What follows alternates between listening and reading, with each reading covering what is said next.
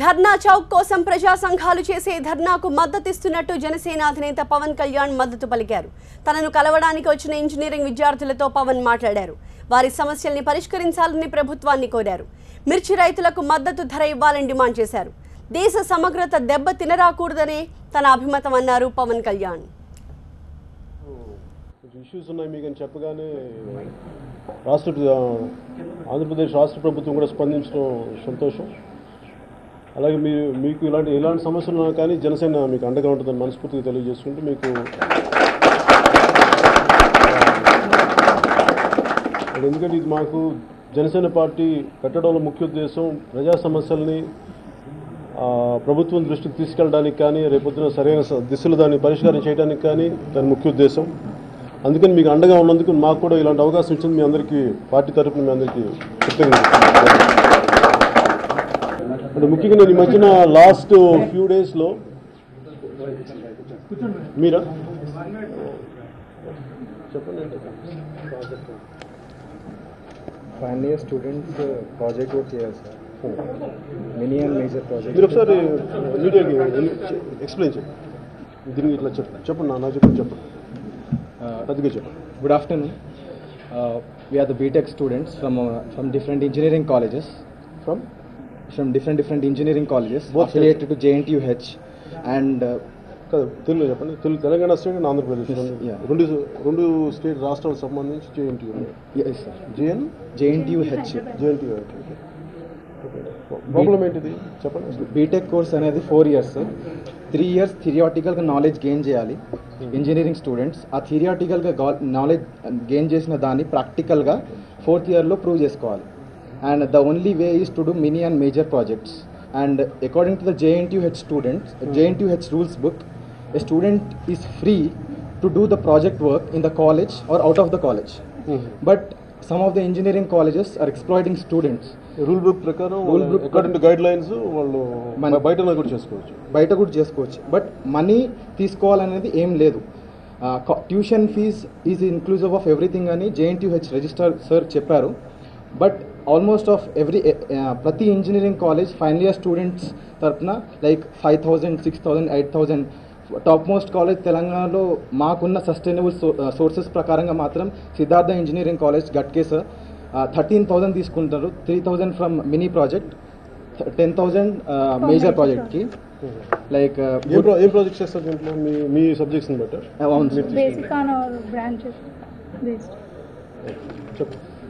పర్సనల్గా స్టార్టింగ్ మన సిస్టంలో అయితే ఫస్ట్ ఎగ్జిక్యూటివ్ అథారిటీస్ దగ్గరికి వెళ్ళాలి ప్రాబ్లం ఏమైనా వస్తే, తర్వాత లెజిస్లేటివ్, దాని తర్వాత judiciary. Executive authorities like vice chancellor JNTUH సార్ని ఎల్సి పర్సనల్గా మీట్ అయ్యి మెమోరాండం కూడా సబ్మిట్ చేశాం. సార్ నోటీసెస్ కూడా ఇష్యూ చేశారు, షోకాజ్ నోటీసెస్ ఇష్యూ చేశారు. But in reply engineering college money collect చేయలేదని కొన్ని ఇంజనీరింగ్ కాలేజ్ రిప్లై ఇచ్చారు. కొన్ని ఇంజనీరింగ్ కాలేజ్ మాత్రం కలెక్ట్ చేశాము, బట్ అది స్టూడెంట్స్కి మెటీరియల్స్ ప్రొవైడ్ చేశారని చెప్పారు. But according to the rules book మాత్రం అసలు మనీ కలెక్ట్ చేయడానికి అసలు ఏ ప్రొవిజన్ కూడా లేదు. But almost it is equal to the fraud. And ఇంకా కరెక్ట్ టర్మ్స్లో చెప్పాలి అని అంటే ఇది స్కామ్ లాంటిదే. బట్ ఇది ఈ ఇయర్ స్టార్ట్ కాలేదు, చాలా సంవత్సరాల నుంచి ఉంది. And it is a huge problem. ఈ ప్రాబ్లమ్ని ఒకవేళ అడ్రస్ చేయలేకపోతే definitely it will be turned in to a crisis. So as a visionary మన హానరబుల్ సీఎం సార్ ఏ ఇష్యూ తీసుకున్నా as a whole state Telangana CM sir A issue తీసుకున్నా as a state హోల్గా చూస్తారు. But problem ఏంటి అంటే almost all except Janasena party చాలా colleges వాళ్ళకి political పార్టీస్కి colleges ఉన్నాయి. Almost of every engineering college is headed by some of the political leaders. So problem ఏంటి అని అంటే స్టూడెంట్స్ ఎవరైనా క్వశ్చన్ చేస్తే మాత్రం they are using bullying techniques.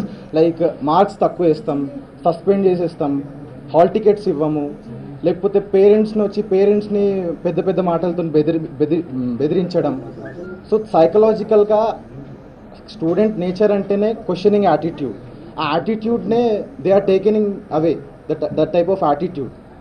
So students ఉన్నదే ప్రజెంట్ ఉన్నదానికి క్వశ్చనింగ్ నేచర్ చేసి వాళ్ళ తరఫున కాంట్రిబ్యూషన్ చేసి ఒక ఇంజనీరింగ్ అంటేనే నార్మల్గా all the engineers from the motivation of from the great engineers like APJ Abdul Kalam, Mokshagundam Vishwesvaraya, they would like to join engineering because to contribute from their part to see their nation as a superpower in this 27 upcoming decade. But మన స్టేట్లో engineering ఎట్లా అయిపోయింది అంటే that is only educational institutes ఎలా start అయినాయో అది only business ventures లాగా turn అయిపోయినాయి. అలా ఇప్పుడు బీటెక్ విద్యార్థులు చెప్పింది నా ముఖ్యమంత్రి గారు కేసీఆర్ గారికి నా విన్నపం ఏంటంటే ఇది మీ దృష్టికి తీసుకొస్తున్నాం, దీన్ని సాధ్యమైనంత రీతిలో మీకు సామరస్యపూర్వకంగా పరిష్కరించవలసిందిగా నేను మనస్ఫూర్తిగా ఈ వేదికపై నుంచి ముఖ్యమంత్రి కేసీఆర్ గారిని కోరుకుంటున్నాను. అలాగే పొద్దున ఇంకోటి తెలియజేయాల్సింది ఏంటంటే తమ్మినేని వీరభద్రం గారు సిపిఎం పార్టీ నుంచి వచ్చారు, తెలంగాణ ఇన్ఛార్జ్. వారితో మాట్లాడుతున్నప్పుడు వారు నన్ను అడిగింది ఏంటంటే అంతకుముందు కూడా చాలా రకరకాల తెలంగాణ ప్రజా సంఘాల నుంచి నాకు వచ్చిన విన్నపం ఏంటంటే మనకి ఇందిరా పార్క్ ధర్నా చౌక్ని రద్దు చేయడం జరిగింది, దాని దూరంగా సిటీ అవుట్స్కర్ట్స్లో పెట్టడం జరిగిందని ఆయన చెప్పారు. దానికి సంబంధించి మేము తిరిగి ధర్నా చౌక్ మేము రీక్లెయిమ్ చేస్తున్నామని చెప్పి దాన్ని 15న ప్రోగ్రామ్ చేస్తున్నారని చెప్పి నా దృష్టికి తీసుకొచ్చారు. సో నా జనసేన పార్టీ మద్దతు కూడా అడిగారు, నన్ను కూడా ప్రత్యక్షంగా పాల్గొమని అడిగారు. నా ఉద్దేశం ఏంటంటే ముఖ్యంగా ఒక ధర్నా ప్రజాస్వామ్యంలో ధర్నా చేయడానికి ఎవరికైనా హక్కు ఉంటుంది.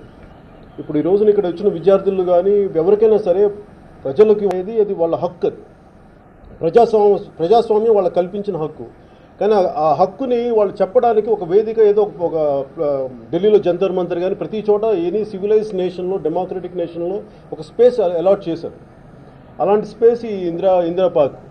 ఎందుకంటే గతంలో కూడా నేను పిఆర్పీకి యూత్ వింగ్ ప్రెసిడెంట్గా పనిచేస్తున్నప్పుడు అప్పటి కాంగ్రెస్ ప్రభుత్వం అక్కడ భీమరావు బాడాని తీసేసినప్పుడు వాళ్ళు క్లెయిమ్ చేసినప్పుడు మొత్తం వాళ్ళని కబ్జా చేసినప్పుడు ఆ రోజు నేను కూడా అదే ధర్నా చౌక్లో నేను మన ప్రజారాజ్యం పార్టీ తరఫున నేను కూడా ధర్నా చేయడం జరిగింది, నన్ను కూడా అరెస్ట్ చేయడం జరిగింది. అలాగే ధర్నా చౌక్ అనేది కొన్ని దశాబ్దాలుగా అది ప్రజల తాలూకు నిరసనని చెప్పడానికి అది ఒక గొప్ప వేదిక. అలాంటి దాన్ని ఈరోజు నేను చేయడం దానివల్ల ఏమైపోతుంటే వాళ్ళకి బాధలు చెప్పుకునేయడానికి దూరం అయిపోయింది. ఆ ధర్నా చెప్పాలి, ధర్నాని వాళ్ళని ప్రదర్శించాలంటే ఏదైనా సరే శాంతియుతంగా ఒక ధర్నాన్ని చెప్పదలుచుకుంటే, శాంతియుతంగా ఒక ధర్నా నిర్వహించదలుచుకుంటే అలాంటి దాన్ని కాదని చెప్పి దూరంగా పెట్టడం ఇది ప్రజాస్వామ్యానికి సరైన పద్ధతి కాదని చెప్పి దానికి నేను జనసేన పార్టీ తరఫున తెలంగాణ ప్రజా సంఘాలకి, సిపిఎం పార్టీకి, సిపిఐ పార్టీకి అలా మిగతా ప్రజా సంఘాలు గద్దరుగా నిర్వహిస్తున్న పార్టీలన్నిటికీ వాళ్ళు 15వ తారీఖున రేపు చేయబోతున్న రీక్లెయిమింగ్ ధర్నా చౌక్కి నేను జనసేన పార్టీ తరఫున మద్దతు తెలుపుతాను. అలాగే మా పార్టీ కార్యకర్తలు కూడా పాల్గొంటారు దానికి మద్దతుగా అని చెప్పి నేను ఈ సందర్భంగా తెలియజేసుకున్నాను.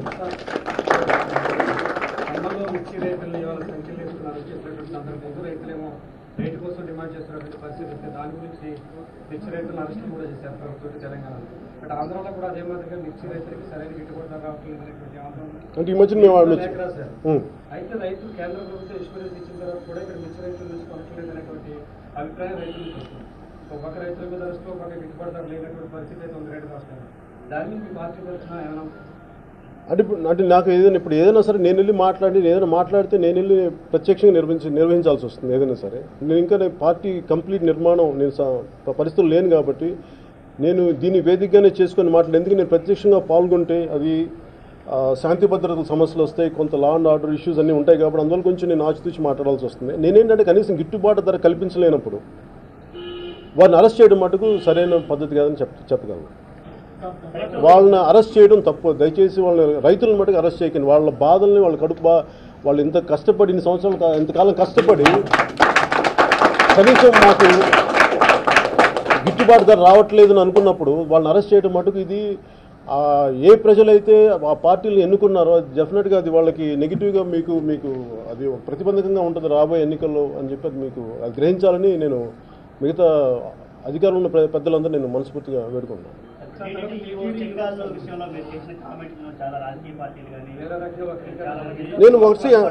నేను దీనికి నేను పెద్ద ఆలోచించను, భయపడను. నేను ప్రతిదీ ఏది మాట్లాడినా చాలా ఆచితూచి ఆలోచించి మాట్లాడతాను. నేను మాట్లాడేది ఈ రోజున్న ఉత్తరాది దక్షిణాది అంటే నాకు ఇన్ఫ్యాక్ట్ నేను ఒక తెలుగు సినిమాలో 2001లో 2007లో ఖుషి అనే సినిమాలో నేను ఏ మేరా జహాన్ అని చెప్పి హిందీ పాట నేను పెట్టాను.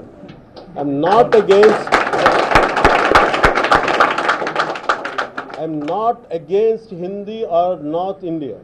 I'm talking about give us equal opportunity. మాకు మీరు ఎంతైతే క్లెయిమ్ చేస్తున్నారో అంతే హక్కు మాకు కూడా ఇవ్వండి, కానీ ప్రాతినిధ్యం మీరే వహిస్తారు, మేము కాదు, మేము సెకండ్ గ్రేడ్ సిటిజన్స్గా దయచేసి దక్షిణాది భారతీయులను చూడకండి అని చెప్పడం నా విధి విధానం తప్ప I'm not against North India or Hindi. In fact దాన్ని క్లెయిమ్ చేయాలని, నేను నిజంగా నా గురించి సపోర్ట్ చేయాలని ఈరోజు కొత్తగా చెప్పక్కర్లేదు. నా సినిమాలో చూసిన ప్రతి ఒక్కరికి తెలిసిన హిందీకి ఎంత గౌరవం ఇస్తాననేది.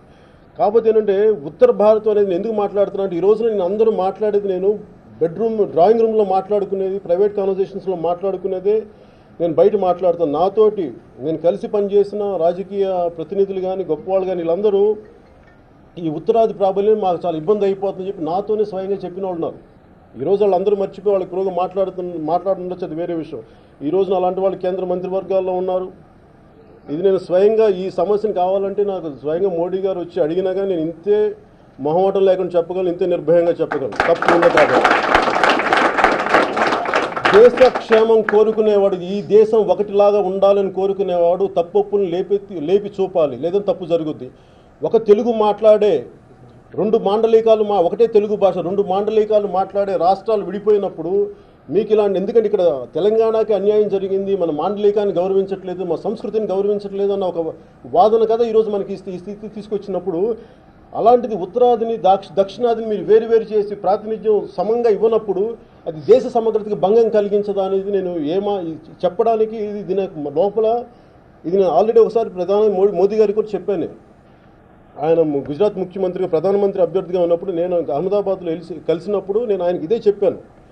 ఇది మనకి south India north Indian division ఉంది సార్, మీరు ఖచ్చితంగా దీన్ని మీరు అడ్రస్ చేయాల్సిన ఇష్యూ అని చెప్పి నేను ఆ రోజే చెప్పాను. ఈ రోజు కూడా నేను అదే మాట మీద కట్టుబడి ఉన్నాను. నేనైతే అలాగే ఇప్పుడు నేను ఇందాక ఆయన సింగాల్ గారి గురించి మాట్లాడటానికి, మీరు ఒక ఉత్తరాది వ్యక్తిని మీరు ఇక్కడ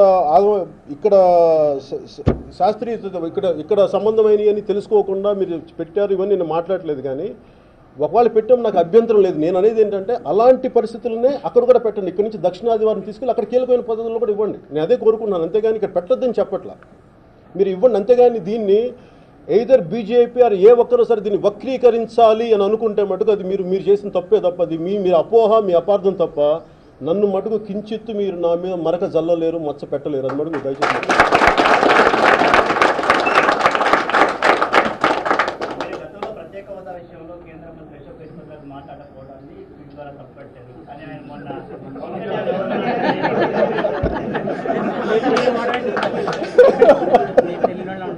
అలా కాదు,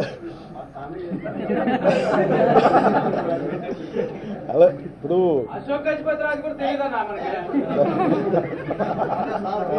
కాదు అశోక్ గజపతి రాజు గారికి నేను తెలియదేమో కానీ ఆయన నాకు బాగా తెలుసు.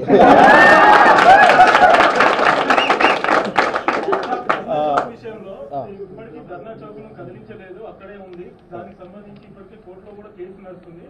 ఇప్పటికీ ధర్నా చౌక్ను సిటీ అవుట్స్కట్స్ లో పెట్టాలని మాత్రమే చెప్తున్నారు. అక్కడ ఉన్న స్థానిక ప్రజలు వాళ్ళకి సమస్య అవుతుంది, ప్రతిసారి కూడా వాళ్ళకి ఇబ్బంది అవుతుందని చెప్పేసి కొంతమంది పిటిషన్ ఇచ్చారు. దీనికి సంబంధించి ప్రభుత్వం ఎలాంటివి కూడా నిర్ణయం తీసుకోలేదు. అంటే నేనేమంటానంటే ఇప్పుడు ఇదే సమస్య ఈరోజు ప్రజలు కొత్తగా వచ్చి అక్కడ నివసించట్లేదు, చాలా దశాబ్దాల నుంచి చేస్తాం. ఈరోజు తెలంగాణ ఉద్యమం అంతా దానికి అది అక్కడే మన గుండె అక్కడే ఉంది. అలాంటిది ఈరోజు దాన్ని ఎలా తీసేస్తాం? ఈరోజు తెలంగాణ వచ్చింది అంటేనే దాని ధర్నా చౌక్ ఉండటం వల్ల, అలాంటి ధర్నా చౌక్ని తీసేయడం తెలంగాణ ఉద్యమానికి, తెలంగాణ మనం తెచ్చుకున్న దానికి ఆవిర్భావానికి దానికి అది సరైన విధానం కాదు నేను అనుకుంటున్నాను. నేను I'm not against or pro any party అండి, ఐఎమ్ ప్రో పీపుల్. నేను ప్రజల పక్షం తప్ప నేను ఏ పార్టీ పక్షం.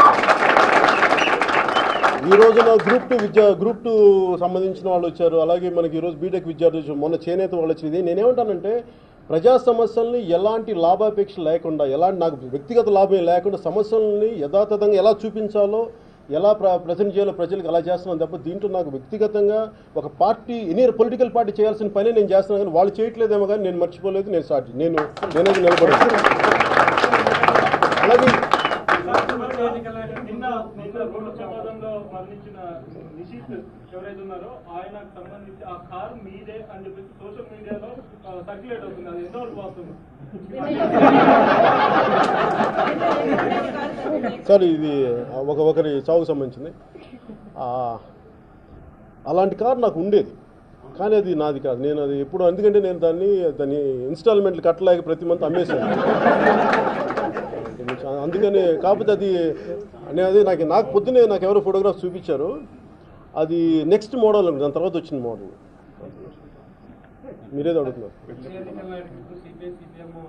నేతలందరూ కూడా మీతో సంప్రదింపులు జరుగుతున్నారు. సీతారాం యేచూరి కూడా ఒక కామెంట్ చేశాడు, జనసేనకి సంబంధించి చూస్తే భవిష్యత్తులో ఏం జరుగుతుందో చెప్పలేము, మా రాష్ట్ర పార్టీ నిర్ణయిస్తామని చెప్పి.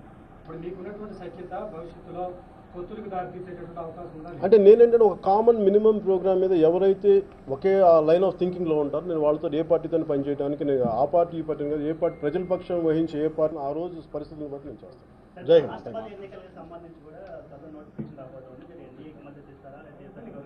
అంటే నేను ఏమి మద్దతు ఇచ్చినా కానీ నాకు ఇక్కడ శాసనసభ్యులు కానీ పార్లమెంట్ సభ్యులు. జై హింద్.